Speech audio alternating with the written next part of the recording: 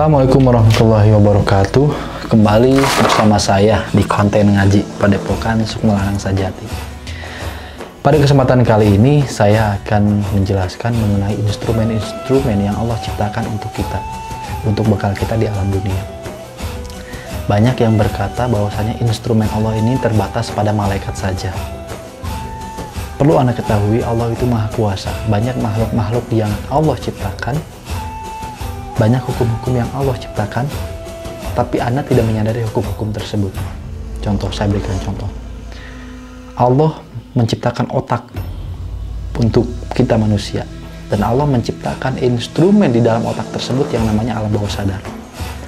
Alam bawah sadar jika kita gunakan itu akan sangat luar biasa. Allah menciptakan pikiran, menciptakan akal, menciptakan otak. Allah juga menciptakan instrumen di dalam otak kita yang bernama flow effect. Flow effect itu saat seseorang konsen, tekun mengerjakan sesuatu hal yang dia cintai. Kita pelukis, kita benar melukis berjam-jam, kita nge-gym berjam-jam tanpa merasa lelah sekalipun. Itulah yang namanya flow effect. Kita agak panjang lagi nih, ada yang namanya law of attraction. Law of attraction, saat kita memikirkan apa yang kita inginkan, kita fokus kepada cita-cita kita tadi, kita fokus kepada apa yang kita inginkan tadi, disertai dengan feeling, perasaan yang bahagia, pikiran yang positif, hati yang bahagia, pikiran yang damai, tidak ada dendam kepada orang, tidak ada sirik kepada orang, tidak ada emosi kepada orang, memaafkan semua orang yang salah kepada kita. Dengan kondisi pikiran dan hati yang positif, dengan konsentrasi untuk sesuatu hal yang kita inginkan, maka hal yang kita inginkan akan tertarik ke dalam hidup kita, dan hal tersebut menjadi nyata. Hal tersebut menjadi nyata. Ini adalah instrumen Allah yang namanya law of attraction. Dan itu banyak lagi instrumen-instrumen Allah di alam dunia ini. Kita dagang, kita jualan, Allah juga menciptakan instrumen. Instrumennya apa? Psikologi. Jadi Allah ini sudah menyebarkan instrumen-instrumen di alam dunia untuk Anda amalkan. Jadi yang namanya kasab itu bukan hanya bekerja, bukan hanya berusaha, bukan hanya jualan, bukan hanya berdoa, bukan hanya sholawat, bukan hanya ziarah. Kasab itu bukan hanya itu, tapi kasab ini sifatnya luas. Semua usaha kita untuk mendapatkan rezeki, semua usaha kita untuk mendapatkan anugerah Allah, mendapatkan kasih sayang Allah, mendapatkan ridho dan barokah dari Allah, itu namanya kasab. Termasuk cara kita mempelajari instrumen-instrumen tadi. Kita mempelajari instrumen Allah yang namanya law of attraction. Kita mempelajari itu dan kita mengamalkan law of attraction, itu termasuk kasab. Itu termasuk kasab. Kita belajar ilmu psikologi itu kita gunakan untuk jualan, kita gunakan untuk dagang, itu juga namanya kasab.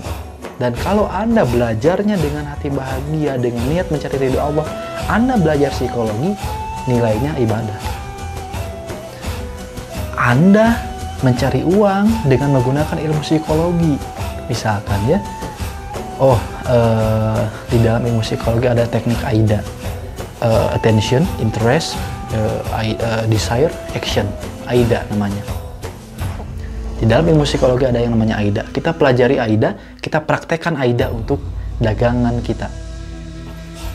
Saat kita mempraktekkan itu dengan niat mencari rezeki, mencari usaha, mencari kasab, mencari penghasilan, maka dari proses belajar AIDA sampai mempraktekkan AIDA, itu nilainya ibadah. Jadi, untuk teman-teman, jangan berpikir kasab itu hanya terbatas pada pekerjaan, pada usaha. Enggak. Termasuk kita mempelajari instrumen-instrumen yang Allah ciptakan di alam dunia, itu juga termasuk kasab. Di samping law of attraction, Allah menciptakan instrumen lagi. Apa instrumen itu? Giving and receiving, atau give and take, ada bukunya. Jadi memberi dan menerima, maksudnya begitu. Saat kita banyak memberi kepada orang, kita akan banyak menerima dari Tuhan. Kita banyak memberikan bantuan kepada Allah, dan kita banyak memberikan bantuan kepada manusia, dan Allah akan banyak memberikan sesuatu kepada kita. Itu yang namanya hukum giving and receiving, atau giving and taking. Itu instrumen Allah juga. Jadi Allah menciptakan banyak instrumen kepada manusia, kepada kita hambanya. Tapi Allah tidak menjelaskan secara eksplisit di dalam ayat-ayatnya, di dalam firman-firmannya, tidak dijelaskan secara eksplisit. Contoh, instrumen yang namanya giving and taking, giving and receiving, atau memberi dan menerima, itu sudah Allah jelaskan di dalam ayat-ayatnya yang namanya sedekah, yang namanya zakat. Itu termasuk instrumen Allah yang namanya giving and receiving, giving and taking, memberi dan menerima. Allah menciptakan instrumen itu, instrumen di alam dunia yang namanya memberi dan menerima.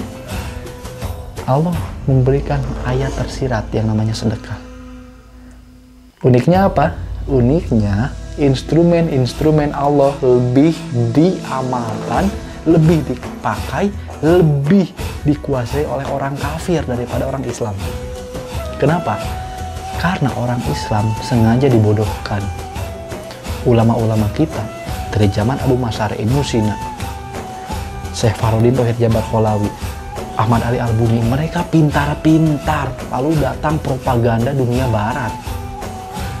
Contoh, Ibnu Sina, dia itu pintar, ahli kedokteran, bahkan dia bisa memvonis suatu penyakit hanya dari detak jantungnya. Ada orang sakit, Ibnu Sina datang, lalu dia memeriksa detak jantungnya. Lalu kemudian dia berbicara, ini obatnya menikah dengan orang wanita di kampung sebelah. Sampai begitu, karena rasa cinta seseorang mengakibatkan detak jantungnya naik, pikirannya melayang-layang, karena tidak tersalurkan rasa sayang dan rasa cintanya, rasa ketertarikannya, akhirnya dia jadi sakit. Ibnu Sina paham itu. Ibnu Sina paham itu. Makanya ini obatnya nikah. Nikahkan dia orang ini dengan perempuan yang dia inginkan di kampung sebelah. Itu Ibnu Sina loh. Propagandanya apa? Propagandanya dunia barat mengirimkan antek-anteknya untuk menghancurkan Islam dari dalam. Makanya ada Wahabi datang, jamaah takfiri datang, lalu dikatakan Ibnu Sina Syiah, dikatakan Ibnu Sina sesat, segala macam. Gitu loh. Paham-paham seperti itu bahaya. Gitu loh. Oke lah, masalah Ibnu Sina sesat dalam akidah, oke, kita tidak ambil akidahnya, tapi kita ambil ilmu kedokterannya. Gitu loh. Dan Wahabi-Wahabi ini sangat anti, jangankan mengambil ilmu kedokterannya, menyebut namanya saja anti. Banyak ilmuwan-ilmuwan Islam yang dikucilkan. Abu Masyar Falaki, ahli perbintangan, dikucilkan dan dikatakan ilmunya sesat. Ali Al-Buni dengan ilmu-ilmunya, termasuk ilmu simia, ilmu dzikirnya, ilmu tasawufnya, dikatakan sebagai ahli sihir. Padahal di dalam kitab Jam'iyah fi Karomatil Auliya, Jamil apa Jamiyah apa lagi, pokoknya kitab yang menjelaskan tentang keutamaan para wali, gitu. Itu dijelaskan salah satunya adalah Imam Ahmad Ali Al-Buni sebagai wali. Tapi di tempat kita dikatakan ahli sihir oleh segelintir orang. Bahkan orang-orang tukang ruqyah, mereka mengambil dalil dari siapa ya? Syekh Fadani, bukan Fadani, apa ya namanya? Bentar, saya ingat dulu. Ada pengarang kitab dari Tuban, itu mengarang kitab Kawakibul Lamaah. Dan orang-orang Wahabi ini mengambil, orang-orang tukang ruqyah abal-abal ini mengambil dalil dari situ. Saya cari dulu ya. Sebentar, takut salah nih. Kitab Kawakibul.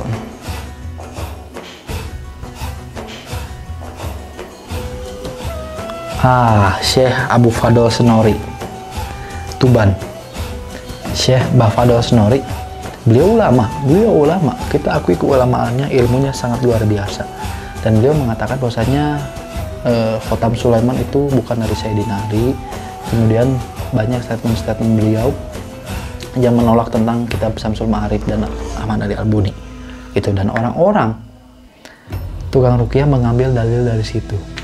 Seakan-akan semua ilmu agama dari Mbah Fadl Senori tanpa memikirkan pendapat-pendapat yang lain. Padahal banyak ulama-ulama yang lebih tua dari Mbah Fadl Senori yang mendukung Ali Al-Buni. Itulah. Bahayanya apa? Bahayanya saat mereka memaksakan kehendak dan pemahaman mereka untuk diamalkan oleh semua orang awam. Mereka berkata, Mbah Fadol Senori mengatakan Syamsul Ma'arif sesat katanya. Itu taktik sebenarnya. Taktik yang seperti itu namanya flame hold. Taktik yang seperti itu namanya name calling. Itu ada di ilmu propaganda. Kenapa? Mbah Fadol Senori itu lekat dengan Nahdlatul Ulama, lekat dengan NU, sedangkan mereka tidak dekat dengan NU. Sedangkan pengamal kitab Ahmad Ali Al-Buni kebanyakan orang NU. Makanya mereka ambil dalil dari ulama NU untuk menghajar amalan NU juga. Begitu politiknya, itu propaganda gitu, itu propaganda. Saya paham. Propaganda mereka disebarkan dengan luas. Bahkan propaganda paling parah mengatakan bahwasanya hipnotis itu sihir. Hebat. Karena saat dunia barat sudah fokus ke alien, sudah fokus senjata nuklir, sudah fokus mempelajari robot, uniknya umat-umat Islam, segelintir orang Islam bodoh di Indonesia masih mempercayai hipnotis sebagai sihir. Itulah kenapa orang Islam tidak maju. Itulah kenapa orang Islam terkucilkan, terbodohkan, dan tertololkan. Karena apa? Karena ada oknum-oknum orang Islam yang sengaja mentololkan agar orang Islam tolol. Dan mereka tidak sadar bahwa mereka itu sedang mentololkan kaumnya sendiri, sedang mentololkan umatnya sendiri. Oleh karena itu tadi saya katakan, instrumen Allah lebih dipahami, lebih dipakai oleh orang kafir daripada orang Islam. Kenapa? Karena orang Islam sudah banyak ditololkan oleh orang-orang seperti ini, tukang-tukang ruqyah abal-abal. Gitu loh. Abreaksi dikatakan kesurupan. Wallahi, demi Allah Rasulullah, dari pertama saya praktek sampai detik ini, saya tidak mempercayai kesurupan. Awal-awal saya melakukan mediumisasi, melakukan pengobatan, ada beberapa yang kesurupan. Tapi setelah saya mempelajari ilmu hipnotis, saya teliti, saya pelajari. Fenomena ini saya pelajari. Setiap gestur, setiap gerakan, setiap logat bicara saya pelajari. Orang-orang yang kesurupan ini, itu semua bohong. Saya dukun, saya praktek bertahun-tahun, dan saya tidak mempercayai kesurupan itu ada. Untuk saat ini ya, mungkin di masa mendatang ada yang bisa membuktikan, saya akan merubah pendapat saya. Tapi untuk saat ini, dengan pengalaman saya, dengan jam terbang saya belum menemukan kesurupan yang benar-benar asli. Memang dari zaman Nabi Muhammad ada kemasukan jin. Tapi kemasukan jin belum tentu seperti kesurupan di zaman kita. Kemasukan jin itu kena sihir juga sama kemasukan jin. Ada jin yang mengganggu tubuh manusia, sama itu juga kemasukan jin. Gitu loh. Jadi memang dari zaman Nabi ada fenomena kemasukan setan, kemasukan jin itu ada. Tapi belum tentu kemasukan di zaman Nabi sama seperti kerasukan, sama seperti kesurupan di zaman kita. Teriak-teriak nggak jelas segala macam. Gitu ya. Jadi kembali ke topik. Tadi soal instrumen-instrumen Allah, kita harus mempelajari instrumen-instrumen tersebut. Dan mau tidak mau kita harus banyak belajar dari orang kafir mengenai law of attraction. Kita ambil ilmu-ilmu yang baik dari mereka untuk memperkuat ibadah kita, untuk memperkuat keyakinan kita terhadap Allah. Karena sejauh ini saya tidak menemukan buku-buku yang cukup kuat, buku-buku yang cukup menjelaskan secara detail soal law of attraction dan segala macam. Tidak ada gitu. Karya orang Indonesia belum nemu, bukan tidak ada, belum nemu. Kebanyakan karya dari luar, seperti Think and Grow Rich, berpikir dan berjiwa besar, kemudian Law of Attraction, The Secret, The Magic, itu kan karya orang luar semua. Dan mau nggak mau, kalau memang kita tidak paham, kita harus belajar kepada orang-orang itu. Kita belajar ilmu yang baiknya, kita tidak belajar agama orang kafir, tapi kita mempelajari ilmu-ilmu yang dikuasai oleh orang kafir. Kenapa? Karena orang kafir juga dasarnya dari Islam. Instrumen itu buatan Allah, dan instrumen ini lebih dipahami oleh mereka dan lebih dipakai oleh mereka. Saat kita ingin mempelajari instrumen-instrumen yang Allah ciptakan untuk kita, maka kita harus belajar kepada mereka. Setelah kita pintar belajar dari mereka, kita ajarkan kepada kaum muslimin semuanya. Dan itulah yang saya lakukan. Saya ingin Anda mempelajari instrumen-instrumen tadi, mempelajari instrumen-instrumen yang Allah ciptakan di alam dunia, dan Anda harus menggunakannya untuk kebaikan agama dan kebaikan diri Anda pribadi. Instrumen yang pertama, yang paling minimal adalah berpikir positif, berjiwa tenang, bahagia, tidak ada rasa dengki, iri, tidak ada rasa amarah, dan hilangkan itu semua. Itu akan merusak pikiran dan hidup Anda. Jadilah orang yang damai dan orang yang tenang tanpa ada sedikit pun rasa negatif di dalam pikiran dan jiwa Anda. Insya Allah Anda akan merasakan manfaatnya. Gak bakal lama lah, sebulan, 2 bulan Anda sudah kelihatan. Setelah Anda mempertahankan cara berpikir positif sebulan, 2 bulan, setahun, 2 tahun, selamanya Anda akan menjadi orang yang bahagia. Bahagia secara finansial, secara asmara, secara kehidupan, dan lain sebagainya. Gitu ya. Oleh karena itu, di video ini saya menjelaskan kepada Anda semua bahwasanya Allah menciptakan banyak instrumen yang harus kita pelajari, yang harus kita gali, dan harus kita pakai untuk kebaikan kita dan kebaikan agama ini. Karena kalau bukan kita yang menjaga agama Allah, siapa lagi? Saat orang-orang banyak merongrong agama Allah, ada pemahaman Wahabi, ada pemahaman liberal, ada pemahaman Mu'tazilah segala macam, ada pemahaman Mujasimah segala macam, pemahaman-pemahaman yang merongrong Islam. Kita sebagai ahli sunnah wal jamaah harus mempertahankan agama Allah dengan cara apapun yang kita bisa. Kita bisa mempertahankan agama ini, bisa mengangkat umat Islam dari kebodohan, dari kemiskinan, kita bisa mengangkat kehidupan umat Islam seluruhnya. Maka itu juga dikategorikan sebagai jihad fisabilillah. Saat kiai-kiai kita, habaib-habaib kita, mereka berdakwah dengan dalil, mereka berdakwah dengan batinnya, mereka berdakwah dengan ilmunya, kita berdakwah dengan sains, kita berdakwah dengan metafisik, kita berdakwah dengan apapun yang kita bisa. Dan ingat, nilainya tetap sama. Sama-sama dapat pahala seperti para habaib-habaib kita, sama-sama dapat pahala seperti para ulama-ulama kita. Meskipun cara dakwahnya berbeda. Sekian dari saya. Assalamualaikum warahmatullahi wabarakatuh.